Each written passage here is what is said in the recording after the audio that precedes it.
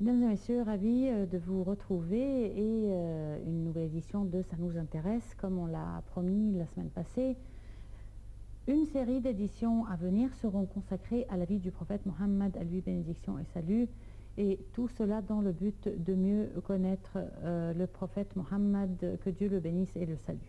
Pour vous parler de cela, je serai en compagnie de Dr Sami Mandoul, professeur à l'université Al-Azhar. Nous sommes ravis de vous avoir avec nous. Merci. Alors, avant de commencer en détail la vie du prophète, à lui bénédiction et salut, on voudrait quand même le situer par rapport aux autres prophètes. Oui. Le prophète Mohammed est le dernier des prophètes.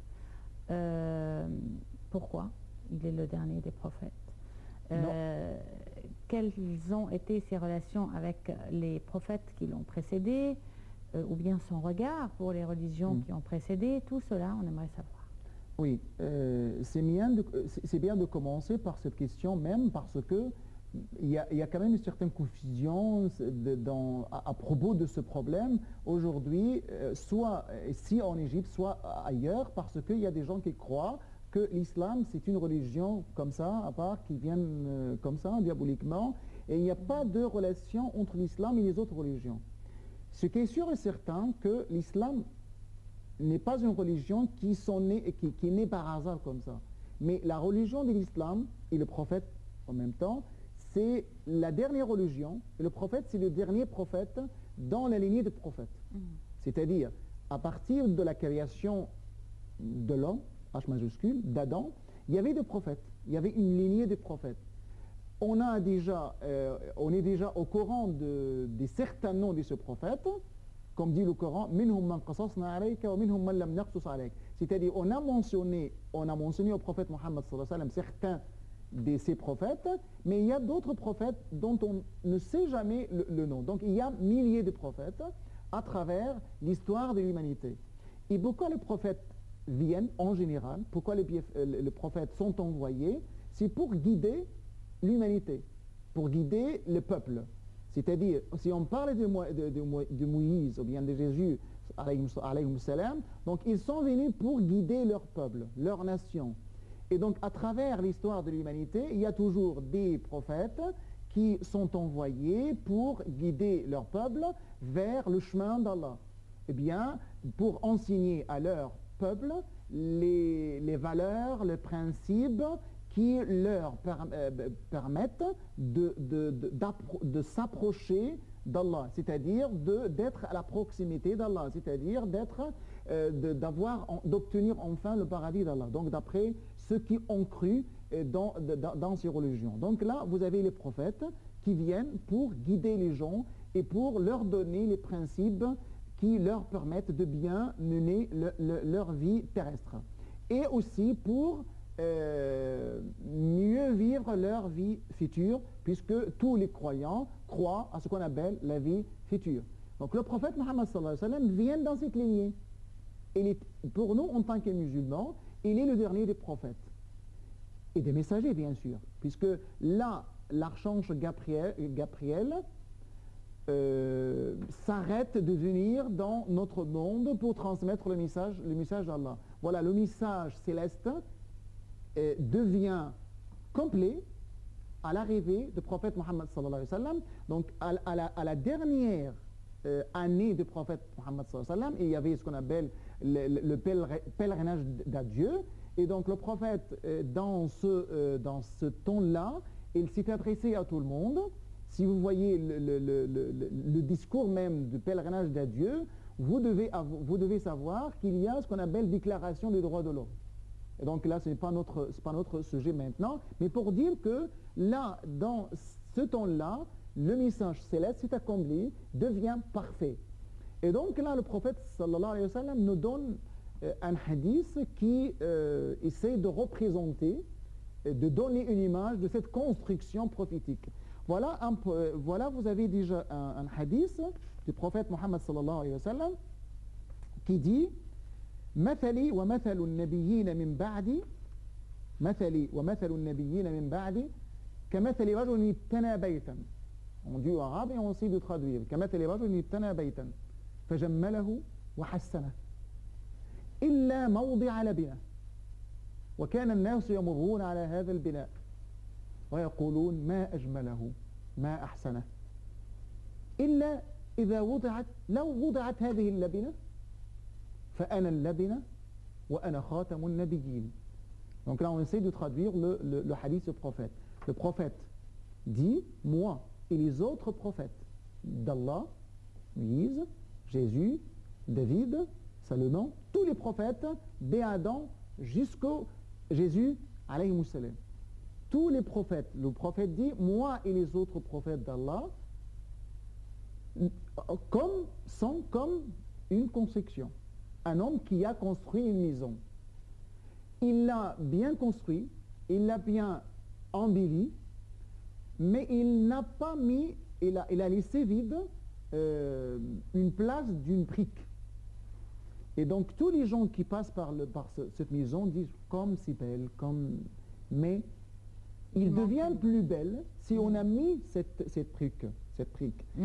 Donc moi, par rapport aux autres prophètes, moi, je représente cette brique. Ça veut dire que toutes les religions se complètent. Toutes les religions, ce sont les religions d'Allah.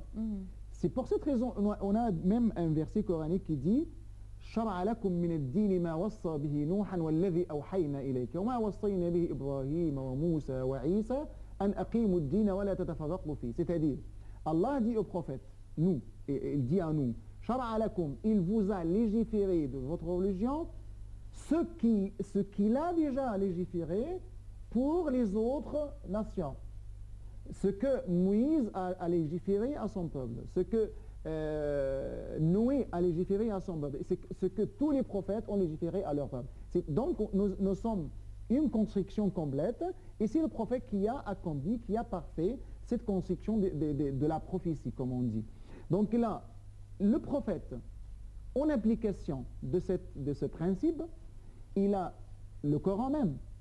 En application de ce principe universel, de ce principe cosmique, de ce principe divin, le Coran a commandé aux musulmans de croire à tous les prophètes sans aucune distinction. Le Coran dit آمن الرسول بما أنزل إليه من ربه والمؤمنون كل آمن بالله وملائكته ورسله لا نفرق بين أحد من رسله. Donc آمن الرسول, le prophète Mohammed, le messager Mohammed a cru à tout ce que Allah a révélé.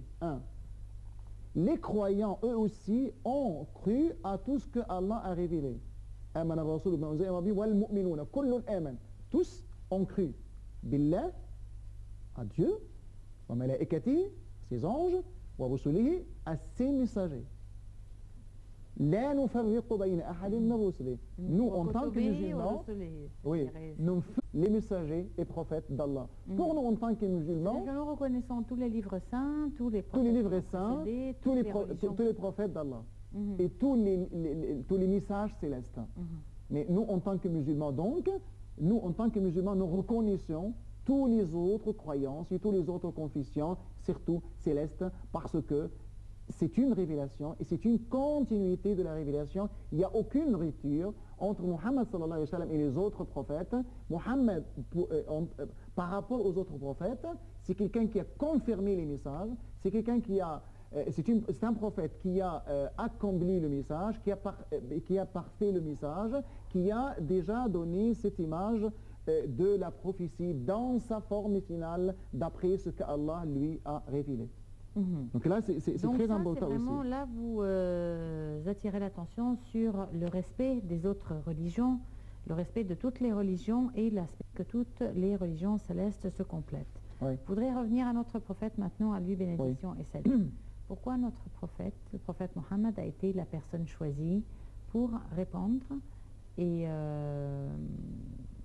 faire connaître à l'humanité les principes de la religion musulmane? Le principe chez nous en tant que musulmans, le Coran dit Allahu yastafi min al-malaikati rusulan wa min al-nas. C'est-à-dire le problème, c'est un problème d'élection, c'est un problème de sélection. Qui sélectionne, qui élit, c'est Allah subhanahu wa ta'ala, qui élit parmi les anges, des anges qui sont les plus les plus rapprochés, les plus reconnus, tels Gabriel et les autres anges. Parmi les gens, Allah aussi choisit, élit, sélectionne des gens qui sont aptes, qui sont capables à assumer la responsabilité de transmettre son message à tous les humains. Et si on dit pourquoi telle personne, on doit revenir à la biographie de cette personne depuis sa naissance pour voir pourquoi Allah l'a choisi en particulier. Donc c'est ce qu'on doit dire dès la naissance du prophète jusqu'à la mort du prophète va justifier, va donner la réponse à ces questions, puisque enfin dit vraiment c'est Allah qui l'a choisi. Parce que le prophète le dit, Addabani Rabbi fa ahsana ta'dibi. C'est-à-dire c'est Allah qui m'a donné l'éducation, c'est pas quelqu'un d'autre. C'est pas mon père qui m'a éduqué, c'est ma mère qui a éduqué, mais c'est Allah qui a éduqué. Comme Allah l'a fait avec Moïse, donc c'est Allah qui le forme. C'est Allah qui lui donne la formation sur le plan individuel et sur le plan collectif, sur toutes les dimensions, pour être capable à assumer la responsabilité de la mission d'Allah et la mission, le message divin, et lui transmettre à tous les humains, bien sûr. Donc, si on revient... Donc il doit incarner toutes les valeurs, par exemple. Il doit incarner toutes les valeurs auxquelles il doit appeler les autres. Comme ça. Alors, si on revient à la naissance, qui est notre prophète Mohammed, à lui bénédiction et salut? Mais j'aimerais même, avant de parler de la naissance du prophète Mohammed, de voir, maintenant, nous devons commencer à faire connaître le prophète et à faire savoir la biographie du prophète à tous les gens. Je dis à tous les gens, c'est-à-dire aux musulmans et non musulmans. Aux musulmans dans un objectif et aux non musulmans pour un autre objectif. La question que je dois d'abord, si vous me permettez, d'abord poser, c'est pourquoi nous, maintenant, nous essayons de dire, voilà la vie du prophète Mohammed sur la table maintenant, voilà le prophète. Voilà l'image du prophète. Voilà ce que le prophète a fait. Voilà la vie du prophète comme que certains journaux, certains sites, certaines institutions veulent attaquer ou bien qui veulent l'offenser. Donc pourquoi on aimerait maintenant faire savoir et faire connaître le prophète Mohammed à tout le monde? Pour les musulmans, voilà, je vous donne un exemple. Le prophète Mohammed depuis sa naissance jusqu'à sa mort. Et deuxième raison, pour tous les autres non-musulmans, j'aimerais dire pourquoi on vous fait savoir le prophète. Pour savoir la réalité, pour savoir l'histoire, pour vous donner les connaissances suffisantes qui vous permettent de mieux juger la personne, pour ne pas dire n'importe quoi à l'égard du prophète, alors que vous n'avez aucune connaissance sur la vie du prophète Mohammed sallallahu مولاي صل وسلم دائما دائما دائما دائما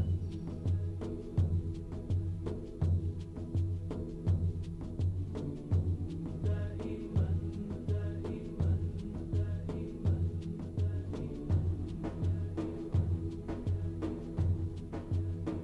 مولاي صل